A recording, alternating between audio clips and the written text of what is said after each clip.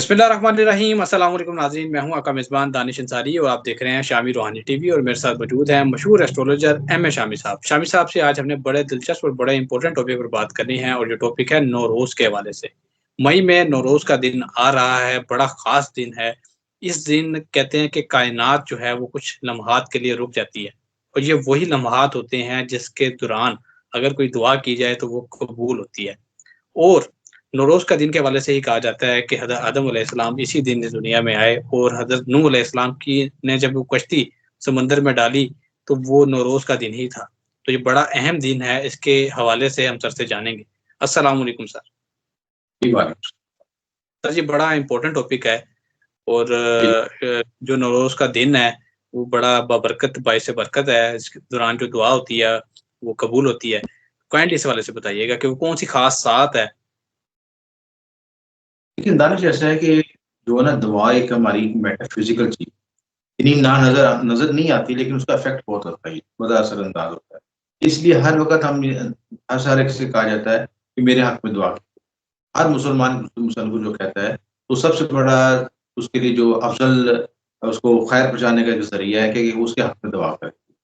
कबूलियत का इख्तियार तो अल्लाह ताला के पास में है, लेकिन वो कोशिश ये कर सकता है कि उसके हक में बेहतरी की दुआ, अटेंशन सही रखे, क्योंकि हमारी जो यूनिवर्स है वो हमारी जो है एहसासात से अटेंशन की बेस पे मूव करती थी। आप ये देखें कि अल्लाह ताला ने फरमाया है कि अगर आप बुराई का इरादा करते हैं और बुरा अमल नहीं करते तो आपकी कोई गुनाह नहीं लिखा जाएगा। लेकिन अगर आप अच्छाई के लिए सोचते भी हैं और अच्छाई करते नहीं है, लेकिन सोच की वजह से भी आपको आपको मार्क्स मिलने शुरू हो जाएंगे, आपको सवाब मिलना शुरू हो जाएगा। तो देखें कि इसमें साफ वाज़ेह है, बिल्कुल हकीकत है कि आपकी गमान की बड़ी एनर्जी है। आप जिस तरह सोचेंगे उस तरह ही आपको मिलना शुरू हो जाएगा, वो उस तरह ही बनना शुरू हो जाएगा। तो गुमान की एनर्जी, विजुअलाइज़ेशन करने की एनर्जी बहुत इम्पोर्टेंट है। और जब किसी चीज़ को माँगते हैं दिल से, तो जैसे प्रकाश से माँगते हैं, उसको हम विजुअलाइज़ कर रहे होते हैं और उसकी मैनिफेस्टेशन कर रहे होते हैं, अपने ज़हन में उसकी प्रोग्रामिंग कर रहे होते हैं, एनएलपी कर रहे होते हैं कि ये आपसे रिक्वेस्ट है, ये चीज़ हमें बनाई। तो जब हम दुआ माँगते हैं, पहले उसको अपने तसव्वुरात, जैसे किसी ने गाड़ी लेनी है, तो उसके तसव्वुर में उस गाड़ी की तसव्वुर फिक्र पहले मौजूद होती है कि फलाँ तरह की गाड़ी मैं लेना चाहता हूँ, फलाँ तरह की, या किसी के साथ रिश्ता करना चाहते हो, तो उस शख्स की जो तस्वीर हमारे ज़हन में होती है, या मकान लेना है, गाड़ी लेनी है, कुछ भी करना है, तो उसको पहले विजुअलाइज़ करते हैं। तो दुआ जो है उसकी प्रोग्रामिंग है, उसकी एक एनर्जी है कि वो अपनी दरख्वास्त भेजने हम चाह रहे हैं। तो दरख्वास्त अगर अच्छे टाइम पे चली जाए, ठीक है? यानी जब उसके ऊपर ज़्यादा समझ लें कि उस कबूलियत के ज़्यादा होने के इम्कानात होते हैं, तो अच्छी दरख्वास्त लिखी होगी तो उसकी कबूलियत होने के मैक्सिमम इम्कानात होते हैं। तो इसी तरह मुख्तलिफ तरीकों से हम उस कबूलियत के वक़्त को तलाश करते हैं। और जो कबूलियत का जो वक़्त है उसमें मुख्तलिफ तरीकों से एनालिसिस किया जाता है। कभी हम जो है शर्फ़ कमर लेते हैं, कभी शर्फ़ मुश्तरी लेते हैं, कभी शर्फ़ ज़ोहरा देते हैं। तो सितारों की एनर्जी हमें बताती है कि ये अब कबूलियत का वक़्त ज़्यादा बेहतर है। इस वक़्त कायनात सिंक्रोनाइज़ है और इसकी मैग्नेटिक एनर्जीज़ हमारे साथ, हमारे एरा के साथ कनेक्ट होके हमारी कबूलियत की तरफ, मैक्सिमम तरफ रिज़ल्ट मिल सकता है। बाकी माँगने का तो कोई भी वक़्त नहीं है, किसी वक़्त भी माँग सकते हैं। लेकिन जो एस्ट्रोलॉजिकल लिहाज़ से इवेंट्स आते हैं, उसमें हमें बेनिफिट हो जाता है कि हम उसको तज्ज़िया करके इल्मी लिहाज़ से उसमें बेस्ट कोशिश करें। है ना? इस तरह एक स्टूडेंट है, एक होता है कि बगैर तैयारी के उठ के पेपर देने चला गया, ठीक है? और एक होता है कि प्रॉपर तैयारी से उसने अपनी ज्योमेट्री बॉक्स, अपनी पेंसिल, रबड़ सारा को सिंक्रोनाइज़ किया, तरीके से रखा और मखसूस वक़्त पे यूनिफ़ॉर्म पहन के मुकर्रर वक़्त से पहले इम्तिहानगाह पे चला गया। ध्यान देने के, पूरी उसने तैयारी भी की और लवाज़िम भी पूरे किए, तो उसके पेपर होने के अच्छे इम्कानात हो जाते हैं। और एक होता है जो गैर ज़िम्मेदारी के साथ उठा, उसने कोई तवज्जो भी नहीं की, घर वालों के दबाव की वजह से कहा कि चलो पेपर दे आओ, जान छुड़ाने के लिए।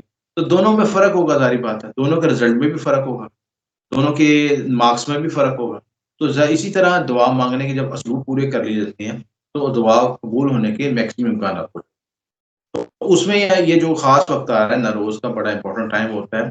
इस वक़्त आपने आसान तरीक़ाकार ये होता है कि इस वक़्त की सबसे बड़ी एनर्जी को मरूम करने के लिए आप एक तरीक़ाकार भी होता है कि एक बंद कमरे में बैठ जाएँ, जहाँ पे हवा का गुज़र ना हो। पंखा भी बंद कर दें, सब चीज़ें बंद कर दें, सिर्फ़ लाइट और रोशनी हो। और एक तश्तरी ले लें, बर्तन ले लें और उसमें एक फूल की कली, जो फूल होता है गुलाब का फूल छोड़ दें। पानी भर के उसमें पानी छोड़ दें, उसमें गुलाब की कली छोड़ दें। وقت مقرر پہ اس کی جنبش آ جائے گی. تو جب نروز کا وقت آئے گا، ٹائم آئے گا، یہ 2:03 پہ، دوپہر 2:03 پہ شروع ہوگا، اس منٹ پہ اس پھول کے اندر جنبش آ جائے گی. یہ سب سے بڑی اس انرجی کو ویژولائز کرنے کا طریقہ ہے، کیونکہ اس وقت اس میں جنبش پیدا ہوگی. مطلب وہ وقت ہوتا ہے قبولیت کا. اس وقت آپ اللہ کے حضور نقش لکھ لیں، تویز لکھ لیں، دعا کر لیں، وظیفہ پڑھ لیں، نماز پڑھ لیں، کچھ بھی ایکٹیویٹی کر لیں کہ اللہ تعالیٰ آپ کے لیے آسانی پیدا. میں نے ذاتی مشاہدہ میں دیکھا ہے، جو میں اس کے نقوش تیار کرتا ہوں اس خاص وقت میں، ساتھ ساتھ میں نروز کے نقش لکھے جاتے ہیں، اور صحت و شفا کے نقش لکھے جاتے ہیں، ترقی کامیابی کے لیے نقش بنائے جاتے ہیں، مال و دولت کے حوالے سے نقوش بنائے جاتے ہیں، تلسمات بنائے جاتے ہیں، پلس اس کے الوا تلسمات بنائی، یہ ساری اس وقت چیزیں کندہ کی جاتی ہیں. اور پھر ان کو بخورات دے کے اس کا پورا پروسیس ہوتا ہے، رجال غائب کا خیال رکھ کے سارا پروسیس کر کے وہ چیز عمل تیار کی جاتی ہے. تو اس کی تاثیر وہ ہے بہت عام دنوں کے لحاظ سے 1 گنا بڑھ جاتی ہے. تو اس وقت یہ جو نوروز کی جو لو ہوتی ہے یا نوروز کا جو نقش ہوتا ہے، آپ گلے میں پہنے تو پورا سال آپ کو بینیفٹ دیتا ہے، اگلے نوروز تک آپ کو بینیفٹ ملتا ہے. تو اگلے نوروز پہ اس کو مزید چارج کر لیں تو پھر وہ لائف سائیکل آپ کا لائف سائیکل چلتا رہتا ہے. ہر نوروز پہ اس کو چارج کرتے رہیں، وہ چلتا رہے گا آپ کا. تو اسی طرح جو لوگ پیچیدہ بیماری کو شکار ہیں، وہ آیت شفا لکھ لیں، زعفران سے لکھ لیں، چینی کی پلیٹ پہ آیت شفا لکھ لیں، کاغذ پہ لکھیں، کچھ بھی موجود نہیں، ایک سمپل پینسل سے لکھ لیں. تو وہ وقت کی کائنات کی جو میگنیٹک انرجی ہے، وہ یونیورس کی انرجی ہے، وہ خاص وقت پہ ہائی لائٹ ہوئی ہوتی ہے. اس سے اگر آپ فائدہ اٹھا لیں تو آپ کو بہت زیادہ بینیفٹ ہو سکے گا، اور دعا کی قبولیت بھی ہو سکے گی، اور آپ کو زندگی میں معاملات میں بہتری آ سکے گی. تو خاص وقت جو بتا رہا ہوں کہ آپ کو یہ 20 مارچ کو دوپہر کے 2:03 پہ آئے گا، اور اس وقت سیارہ شمس برج حمل کے پہلے درجے میں داخل ہوتا ہے. اسٹرولاجیکل ایونٹ بھی یہ ہوتا ہے کہ شمس جو ہے یہ جو ہے ویسٹرن اسٹرولاجی کے مطابق اس میں داخل ہوتا ہے. تو اس وقت آپ ان چیزوں کو، نقوش کو، ان چیزوں کو یا دعا کی قبولیت کے لیے آپ عمل کر سکتے ہیں. آپ باوضو ہو جائیں، غسل کر لیں، اور حسب تفیق جو ہے آپ نیاز کا بندوبست کر لیں، جو آپ کی تفیق ہے گھر میں. ویسے تو کلر کے لحاظ سے دیکھا جاتا ہے، اس دن کی منسوخ کے لحاظ سے دیکھا جاتا ہے، لیکن ہر شفیع وسائل جو بھی آپ خوشی سے کر سکتے ہیں وہ کر لیں. اس کو نیاز کو تو بچوں میں تقسیم کر دیں، محلے میں تقسیم کر دیں چیزیں، اور گھر کے افراد بھی کھا سکتے ہیں.